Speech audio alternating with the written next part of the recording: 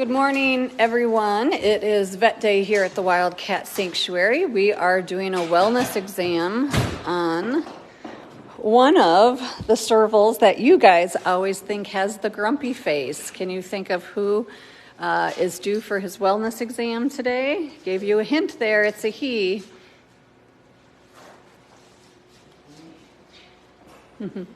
This is Zambuca. If you have guessed Zambuca,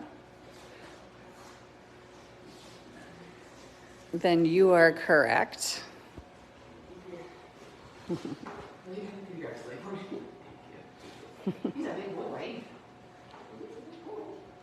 How is everyone today? How much? About 32.8. 32.8. So it is Zambuca's wellness exam today. He does have a little bit of a belly on him. As we knew, if you remember Zambuca's story, Zambuca came to us when there was a wellness check on a Savannah breeder in another state, and that Savannah breeder had passed away of a drug overdose, and the cats were left in the house to fend on their own. Several of the cats had perished, and there was just a couple Savannahs and Zambuca left. And we were asked to take Zambuca. We offered to take the Savannahs, but I believe they went to another breeder. So Zambuca came here, and he's been one of our feisty servals and one of our biggest males. So Elise is taking the time to take his mat off. And does it say? He is 10 years old is what the file says. Jeez, it's just amazing. I always think they're so much younger. We don't know what happened, but he also has a shorter tail than other servals. So we know at some point he might have lost part of his tail. Sadly, he is four-paw declawed. So he was declawed by his former owner. We will be watching him for early onset arthritis, things you see.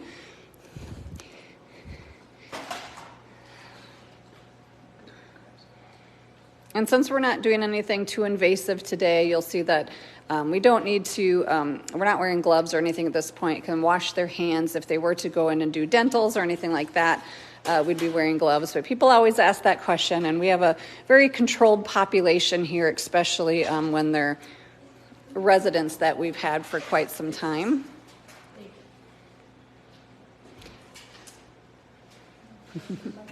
So if you're just joining us, we are here on a wellness exam with African serval Zambuca. I almost called him Jara again. I keep doing that. He reminds me so much of one of our bigger boys that used to be with us, and I keep always wanting to call him the other name.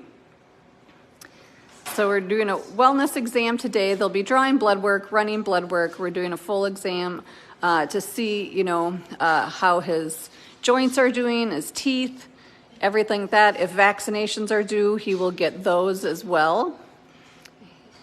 No nail trimming today because sadly he was four-paw declawed by his owner.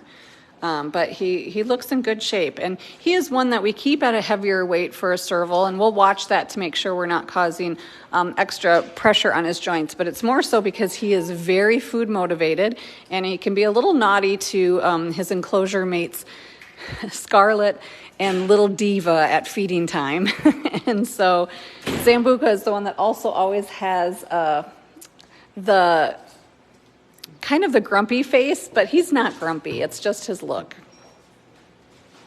So Elise will do paw prints today. I didn't get her any wood paw prints things, so she might have to go in the closet and look. It seems like Dr. Camper has found something. Obviously, if they do further investigation. I also want to take you guys out to the viewing room. Judson, can you go in and turn on the camera in the hospital too? Sure. So out here in the viewing room, this is what we can see out in the viewing room to see what's going on. We have the microphone on today too. We have our new staff members here, Katie and Rebecca, who are kind of seeing their first wellness exam through the viewing room.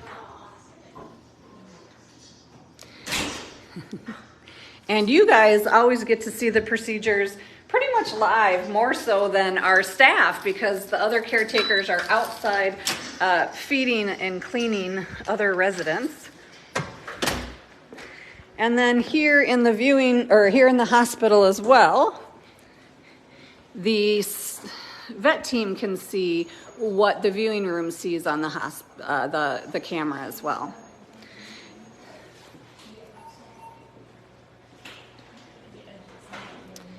So as we've talked about, serval cats are known as the cat of spare parts because they have those long deer-like legs, fox-like ears, cheetah coat pattern.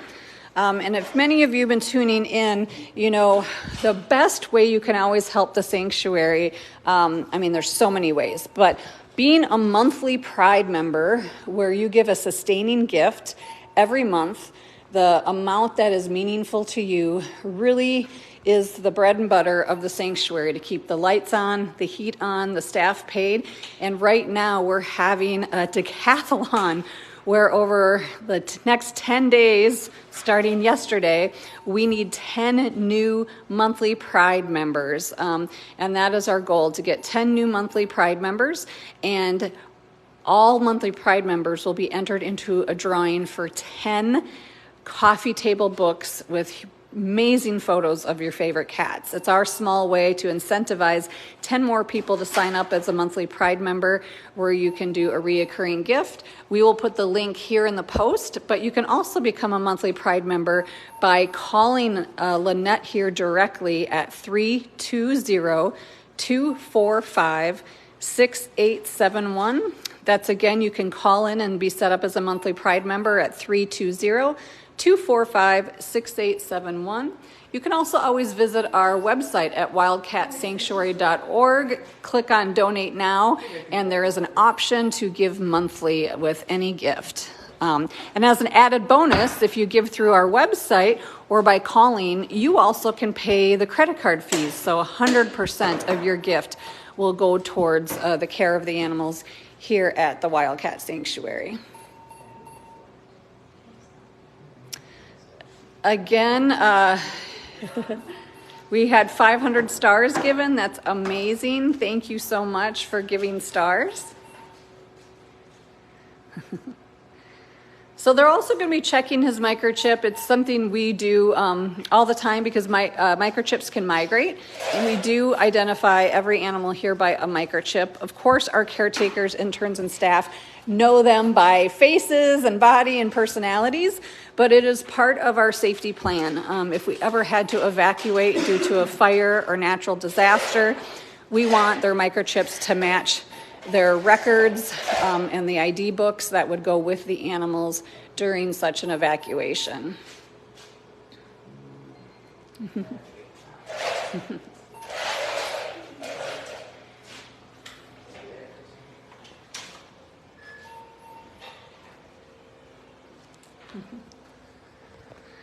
So as you know, most of our animals will always get intake exams when they come to the sanctuary. When they don't, it's due to a health reason. It might be because they're really, really overweight and elderly and we want to get weight off of them. Could be the opposite, where they're completely malnourished and we want to make sure we get them healthier.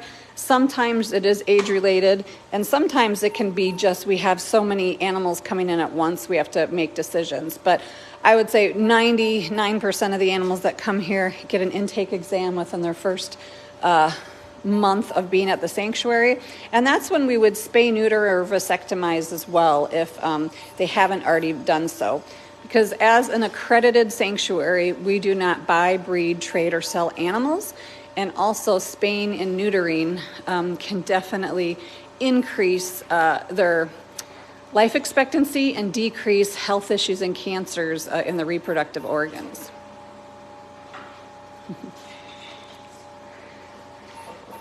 And everybody that takes their animals to the vets know the price of owning, I shouldn't say owning, of a pet owning you, of a family member, a furry family member's cost.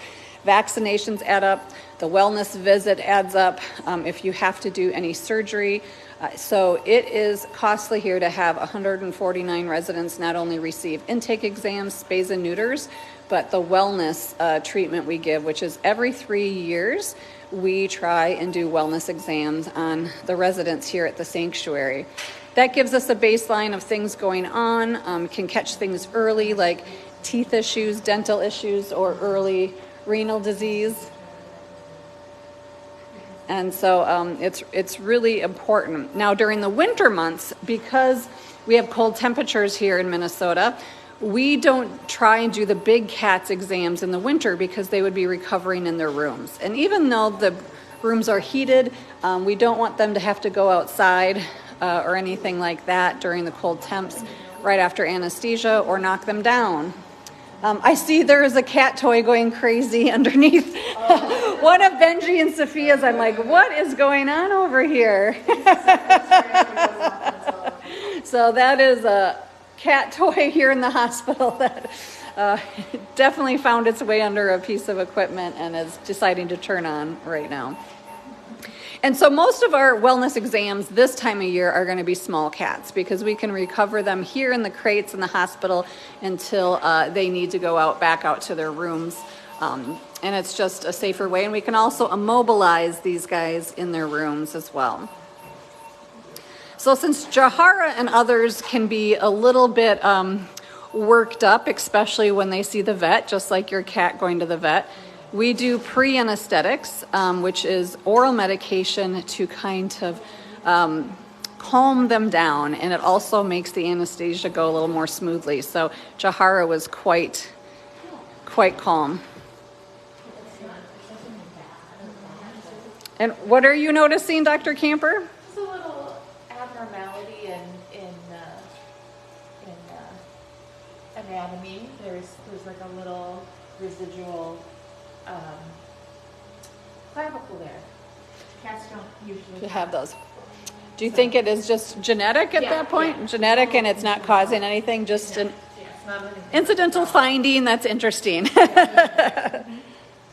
Especially when they're born in captivity and bred, it's amazing what we do see. There's not usually palpable like that. It's just positional.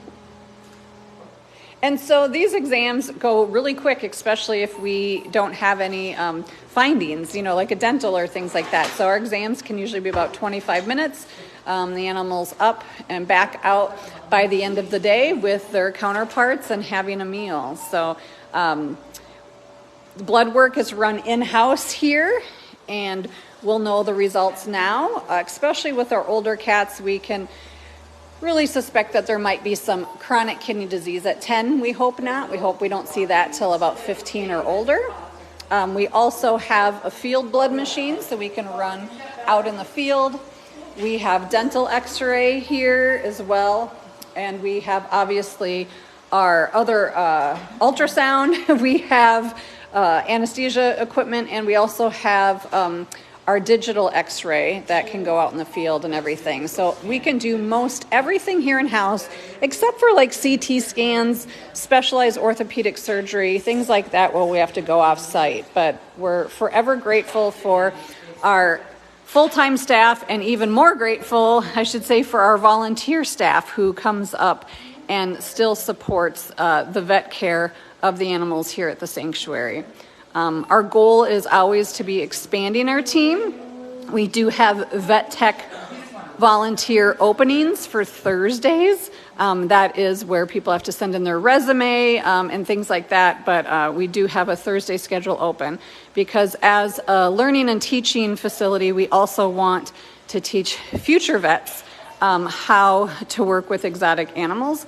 And we always want a pipeline of support for the residents here. It is a hard job, and as you guys know, veterinarians have one of the hardest jobs of all. And so we want them to be able to take time off, or even Dr. Camper here just went down to, where'd you go again? Down to the Caribbean. Down to the Caribbean to do some relief work for the animals there. And then they can back each other up for vacation, get to do things they want to do in the animal world, but also get to really kind of regenerate. And so having a team versus just one or two people is really important, not only to the care of the animals, but the care of the people that work with the animals. So if you're just joining us, we're doing a wellness exam with Zambuca, the 10-year-old African serval. We are also celebrating our first deCAThalon for monthly pride, which we call deCAThalon, which is a sprint of needing 10 new sponsors in 10 days, and 10 lucky winners will win a coffee table book of their favorite cat photos, 20 full color page photos of their cats. And so it's a great time if you ever thought about being a monthly Pride member. You can sign up for as little as $10 a month and really know that that is going towards the upkeep and keeping the sanctuary's lights on, staff paid, heat on. It is really a wonderful way to support the animals, and it's really our bread and butter. It's knowing that monthly income is coming in, because so many people want to step up and help when it comes to habitats and rescues, but we want to remind everyone that these cats can live 20 plus years, and so that monthly pride helps us do that ongoing care for each and every resident.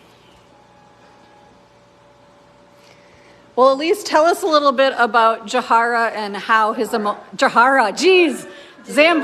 I'm going to do it every time. So I think his new name is Zambuca Jahara. I think he wants a really long name. So, or maybe I just miss Zambuca so much. Jahara so much. Jeez. Give this. This is, I mean, I know who he is in my heart, but geez, I cannot do this in the name. This is so funny. Okay, so let's talk about Zambuca and how his anesthesia went and immobilization. Yeah, it went actually really, really well. He came up because a lot of times we'll have like a little treat that we have asked them to come up so that when we do something, you know, that hurts, they're right there with it. But he came up and I just kind of distracted him, and he, of course, was upset when that little sting of that needle came, but then he came back up and he was like, all right, where's my real treat? So he actually did really well. He went down very smooth. Okay. You know, he kind of put him in the crate and brought him. There really wasn't much to say about it, which is nice. Like, yes. When they go down smooth like that, and yeah. It's comfortable and they're not agitated or upset. The girls were there for moral support. He had his own little area, but they were there. They were just like, yeah, so he did really, really well. He's doing awesome too under everything. Well, wonderful. Getting a little bit more of his mats off. Being declawed, he can't groom himself, and being a little rotund around the belly, which he doesn't look too bad here right now, makes it harder for him to groom his back. And unfortunately, he lives with two females that like him in a certain way, but not the special way to groom him and keep him clean. Yes. Yes, and people are asking, how's Scarlett doing? You know, Scarlett just had her leg repaired, and so she's been out and about with everybody. She's doing awesome. She's using her steps appropriately. Thank you, Scarlett. But she's doing really great. She merged right back in with these guys, and you know, cuddles in the beds again with them, and she's walking how Scarlett should walk. You know, she has some odd autonomy, kind of like Zambuca. Yeah. But. So he has a little bit of scab there, so that might be it. So Zambuca, let's say it 3 times. Zambuca, Zambuca, Zambuca. And you know what? Here's a strange thing.